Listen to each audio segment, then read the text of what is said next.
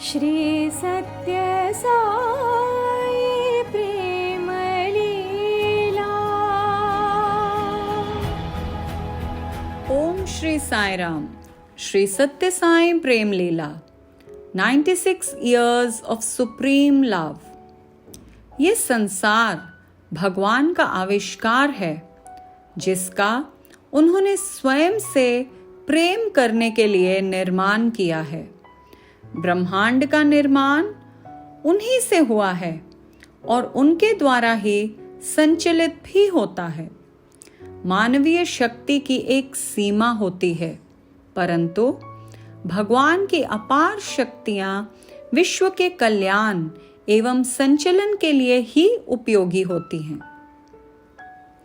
हर एक व्यक्तित्व की अपनी सोच और क्षमता के आधार पर उसका आध्यात्मिक और व्यवहारिक विकास होता है। अपने भक्तों को सही राह दिखाकर उन्हें अपने अस्तित्व का अनुमान देने हेतु कई बार ईश्वर भक्तों को साक्षात्कार देते हैं। आइए सुनते हैं स्वामी के असीम प्रेम और शक्ति से भरी हुई सत्य साई प्रेम लीला। अमेरिकी निवासी डायना बास्किन ने स्वामी के प्रथम दर्शन 1969 में किए और तब से वे निरंतर प्रशांति निलयम में भगवान के दर्शन के लिए जाती रही हैं। उन्होंने डिवाइन मेमोरीज ऑफ श्री सत्य साई बाबा नामक पुस्तक भी लिखी है। प्रशांति निलयम भारत में साईं बाबा के जन्मदिन समारोह में भाग लेने के बाद डायना और उनकी मां वापस अमेरिका चले गए। वापस पहुंचने पर डायना ने अपने पति जोएल को साईं बाबा के बारे में सारी बातें बड़े उत्साह से सुनाई। जब डायना ने जोएल को बाबा की सृजन शक्तियों के बारे में बताया कि बाबा कई वस्तुएं हमारे सामने मात्र हाथ के इशारे से सृजित कर देते हैं, तो जोएल ने कहा कि ये केवल हाथ की सफाई है, ये तो एक ट्रिक है।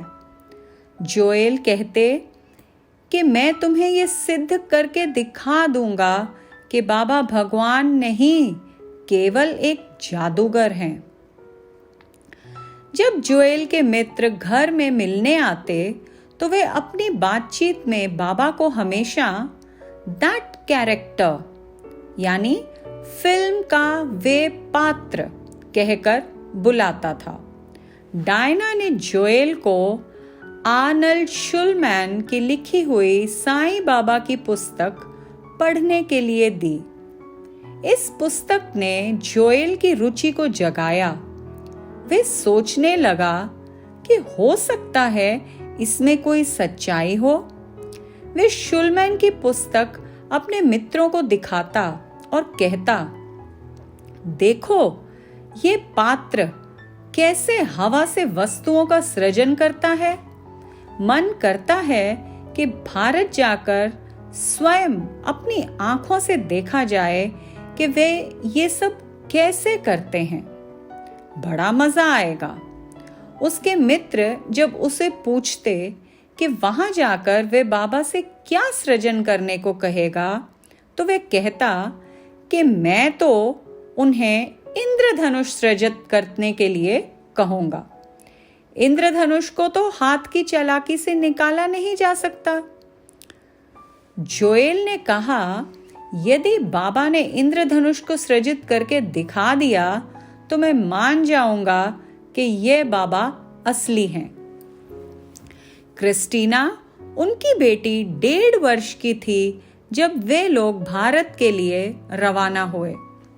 जब वे आश्रम पहुंचे तो जोएल वहां का रहन सहन और उसकी परिस्थितियां देखकर डर गया, लेकिन डायना तो प्रसन्न और शांत थी।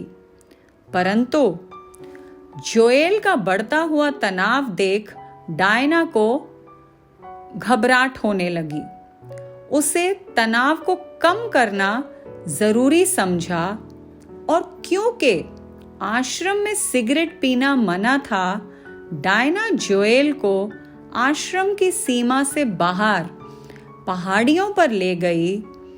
उसे लगा कि हो सकता है कि सिगरेट पीने से जोएल का तनाव कुछ कम हो जाए। बाद दोपहर का समय था। वे दोनों एक बड़ी चट्टान पर बैठ गए और वहां से पुट्टपर्ती की घाटी का दृश्य निहारने लगे। अचानक जोएल ने ऊपर आकाश की तरफ देखा।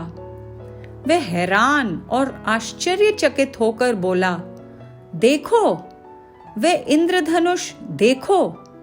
डायना ने ऊपर देखा। एक विचित्र इंद्रधनुष था।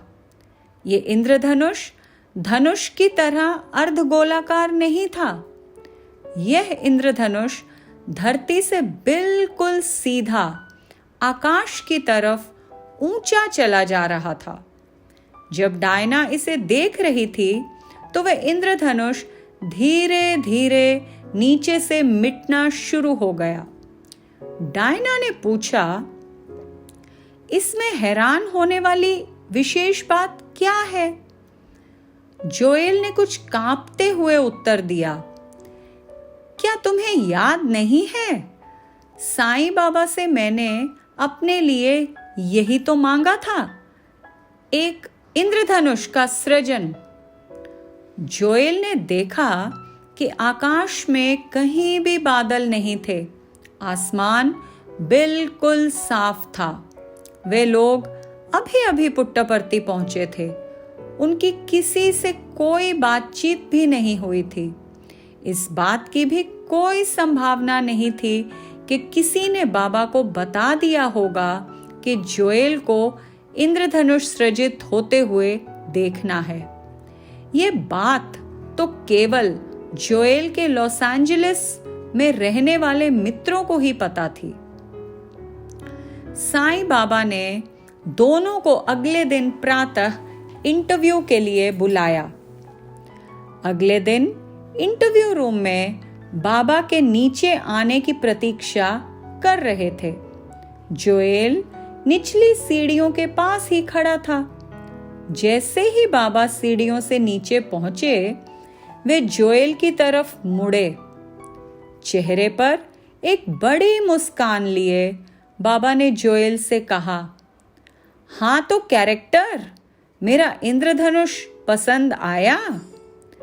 फिर बाबा ने बड़े स्नेह से उसकी पीठ पर हाथ फेरा। जोएल मूक खड़ा रहा, जैसे कि वह ठंड से जम गया हो।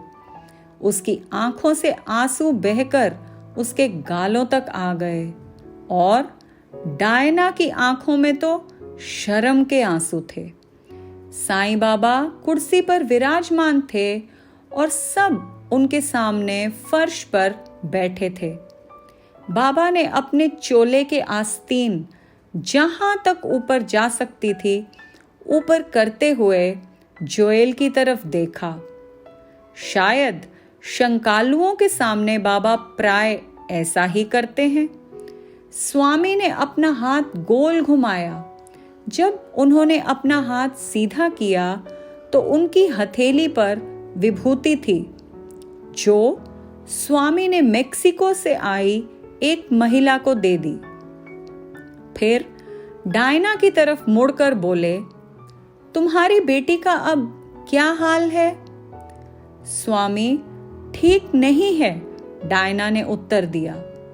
भगवान ने फिर अपना हाथ घुमाया और एक ताजा अंजीर, जो एक तरह का ड्राई फ्रूट है, उसे सृजित किया। अंजीर डायना को देते हुए स्वामी ने कहा कि इसे क्रिस्टीना को दे देना। बाबा बातें कर रहे थे और सारा वातावरण आनंद से भरा था। जब वे लोग इंटरव्यू रूम से बाहर आए तो जोएल ने बाबा द्वारा सृजित की गई अंजीर के बारे में तहकीकात शुरू कर दी। उसने आश्रम से बाहर गांव में जाकर देखा कि क्या वहां अंजीर बिकती है। तब लोगों ने उसे बताया कि यह अंजीर का मौसम है ही नहीं। सारे दक्षिण भारत में कहीं भी एक भी ताजा अंजीर आपको नहीं मिलेगी। जोएल ने डायना को बताया कि जब वह इंटरव्यू रूम में था तो उसने चाहा कि बाबा कोई फल या ड्राई फ्रूट सृजित करें, और उसी क्षण बाबा ने अंजीर सृजित कर दी। बाबा जब सृजन करने के लिए हाथ घुमा रहे थे तो जोएल उनके हाथ की चालाकी पकड़ने के लिए उन्हें बड़े ध्यान से देख रहा था, परंतु वे किसी प्रकार के धोखे को पकड़ नहीं पाया। ईश्वर का सिर्फ मानव पर ही नहीं, पंचभूतों पर भी संपूर्ण नियंत्रण होता है और संपूर्ण विश्व उनके आदेश के पालन का अतीत होता है। अंतर्यामी भगवान भक्तों के मन की आहट को सुनकर उन्हें अपनी लीलाओं के द्वारा प्रतिसाद देकर आशीर्वाद प्रदान करते हैं। ऐसे भक्त प्रिय भगवान को हमारा शत शत नमन। समस्त